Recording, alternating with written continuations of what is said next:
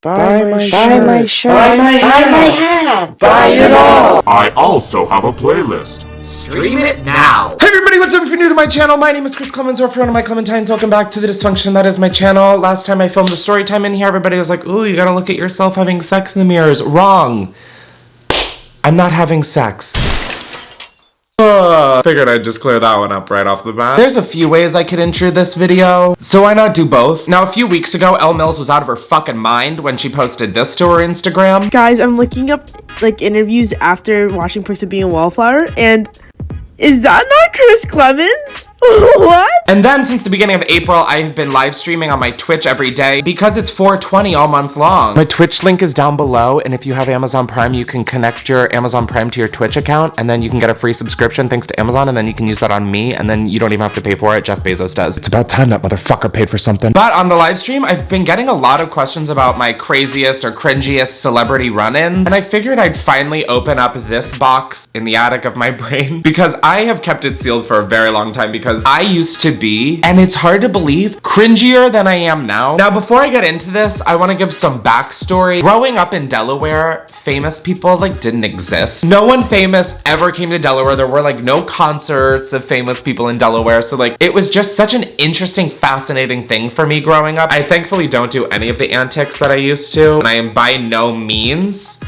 saying that these are correct ways of going about situations with famous people. Please, in fact, take this as a what not to do. So with that being said, here are just some of the best celebrity stories I have. There are photos and videos. As you guys know, I've been dedicating each video to a different organization or cause who really could just use some help right now, whether it's from donations or volunteers or just honestly awareness. Now, the organization I'm dedicating this video to is City Meals on Wheels. This New York City-based nonprofit makes sure that no elderly people go without meals or human company. Having called my Nana on the phone a few times, I've heard through literally her crying how lonely she feels and how scared she is about all of this. And I'm sure a lot of you guys know how shitty being alone is right now. So I'm asking that we all donate to the link I put down below. Even if you have $1, these videos are getting hundreds and thousands of views. And if we all donated $1, that is literally $400,000. I want to convey my utmost gratitude and appreciation to everybody who's been donating or going on the site or volunteering or even just listening. So again, thank you for listening, and let's go fucking show City Meals some love. And let me show you my disgustingly embarrassing past. Okay, so there's 3 celebrities that we will be discussing today, and I'm leaving it at 3 because these 3 are traumatic enough. Now I figure we go in chronological order. So Ed Sheeran. What's up, bruv? And I'm sorry already. Okay, so my junior year of high school, which was 2011, I discovered Ed Sheeran, which sounds so stupid, but he was nobody in America. I think maybe he was big in Britain, but I don't, like, he was nobody in America. So I learned that he was opening for Snow Patrol on tour. Yes, Ed Sheeran opened for Snow Patrol. So there was a girl in my high school named Maddie, and I'm not gonna say her last name because I just don't want to put her on blast like this. But Maddie was actually from England, or she was British, or I don't know. I just know that she said zebra. But she also knew who Ed Sheeran was. So I tell her that Ed Sheeran is opening for Snow Patrol in Philadelphia at like the Knitting Factory. I don't know. It was some kind of like the Electric Factory, the Knitting Factory, the Electric Knitting Factory. I don't fucking know. The show was general admission, and so we were like, okay, we're gonna get there early. We're gonna leave right from school. We're gonna go right to Philly. Or maybe did we leave school early? Oh my God, wait, did I low-key ditch high school? No, my high school would have absolutely called my parents. So I guess we must have just left right after school. So we get to Philly and we think that there's gonna be a big line. I don't know why. We get there and we are like 3rd in line. The doors open and we like sprinted in, and we are like at the front, like we are at the barricade. So basically the lights dim and he comes on stage, and I don't know why. I don't know why, but the only thing that I am screaming, mind you, I am like a full 3 feet away from Ed Sheeran. I'm like screaming, I'm like, yeah, yeah! Literally screaming the word yeah. It's incredible how a 4-letter word is so traumatic. I wasn't even drunk, I wasn't even high. Like in high school, I was such a pussy little bitch, which I probably shouldn't admit. I should probably let you guys think I was a little fucked up. So he does like a 25-minute set, I wanna say, and he says that after the concert, he's gonna have a meet and greet outside. Because he was that little! We realized that we wanted to get something signed, so we went and bought his CD, even though I'm pretty sure I already had it. So it's our turn next in line, and he sees us, and he goes, oh my God, it's the yeah guy. And I was like, huh? Meanwhile, I'm not saying a word. I'm just like, So I handed my CD to sign. He's so nice. He signs my CD. I look at it and he writes in all caps, yeah, Y-E-A-H, Ed Sheeran. He goes, I figured because all you were screaming was yeah during the concert.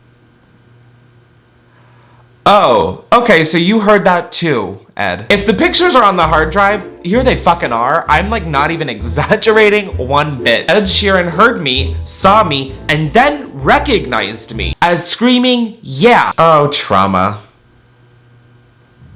What a time. On to Hilary Duff. Guys, this is where it gets so bad. This is where it gets so bad. Honestly, the Ed Sheeran situation seems like a walk in the park. So Hilary Duff, where the fuck do I start for this one? Hilary Duff was like my first crush. To make a tirelessly long, traumatic story short, I was a Hilary Duff super fan. I was in the fan club on her website. I went to one show on every tour. I met her multiple times. I had every CD.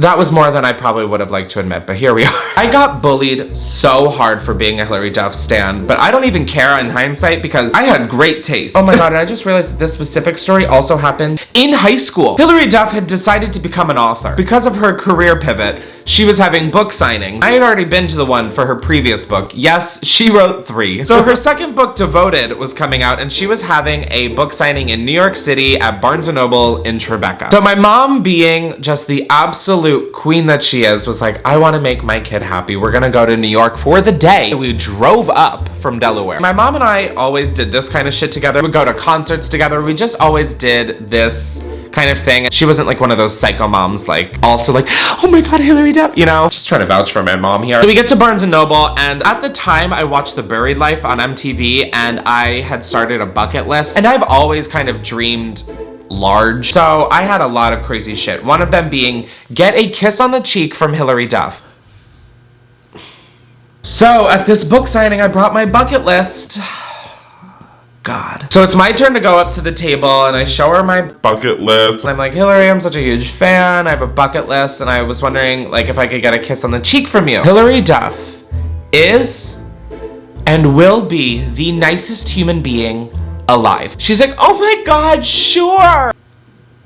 If somebody asked me for a kiss on the cheek, I would say, I am so sorry, sweetie, but no. I, to this day, cannot believe I was the kid who asked for a kiss on the cheek at a meet and greet. Ah! It's so embarrassing. So she gives me a kiss on the cheek, and I do not think I will ever have a smile on my face that will be as big as the one that is on my face in the photograph. So she signs the bucket list and she goes done and done in like a cute, like being Hilary Duff. As we're leaving, we get a tap on the shoulder from the security guard and he had run after me because Hilary signed a Sharpie and wanted me to have it. I think it's fully because she realized that I was mentally unstable, but the story doesn't end there because...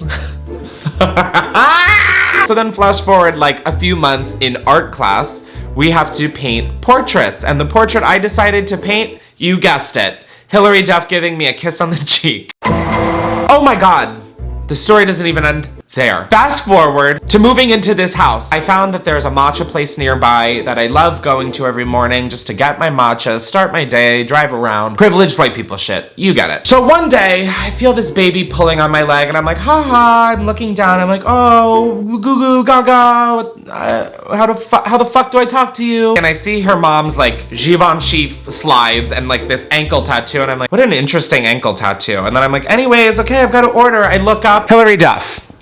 Hilary Duff with child. So I'm looking at Hilary Duff and I'm just like, okay, so I hope this never happens again. I'm fully pretending I don't know who the fuck she is because I am not bringing that shit up. Turns out I see Hilary Duff every other week because we have the same coffee place. I am constantly always reminded of this story. All right, so with those stories being so yesterday, time to move on to Emma Watson. To Emma Watson, I am so sorry. So I finally got out of high school and I go to college and I went to NYU. Freshmen moved in early for welcome week, which is basically just time for you to get situated into your dorm and living in the city. It was literally a week-long blackout. So my RA on my floor, who's like our parent, but also a student at the school, so like what? Our RA on the floor made sure that we are taking advantage of shit, and he was like, oh, Anderson Cooper has a new talk show. You should sign up to get tickets. So I did it. The classes have started, and I'm sitting in a class, and I get an email saying, you have won 2 tickets to the Anderson Cooper show, and the guests for the day are the cast of Perks of Being a Wallflower. Logan Lerman,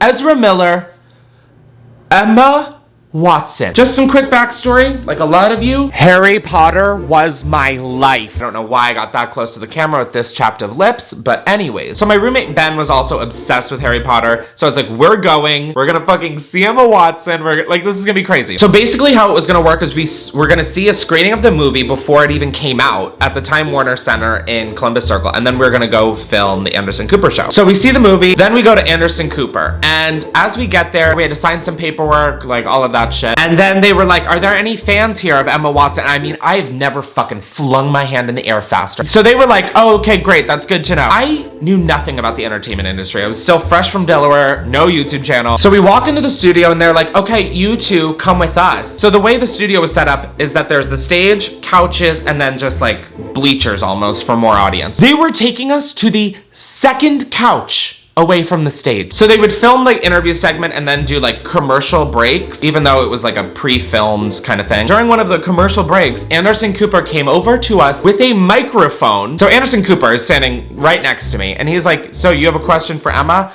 Don't remember couldn't tell you what the question was, but thank God there's a YouTube video of it. My first question is that you played very like heavy scenes in the movie, and where did you like find that in yourself to like, because I'm sure that you haven't like experienced that in your life, like where did you find the inspiration to? So after I asked my question and Emma answered it, Ben, whose birthday was literally the next day, he was like, it's my birthday, I was wondering if I could get a hug. And I was like, this motherfucker. I invite you and you don't throw in a we? So he goes up to get his hug and I'm like, I mean, fuck this. So I follow him and Ezra Miller is like, oh, you, oh, I see you. I was like, can I get a hug? I give her a hug. I pick her off the ground.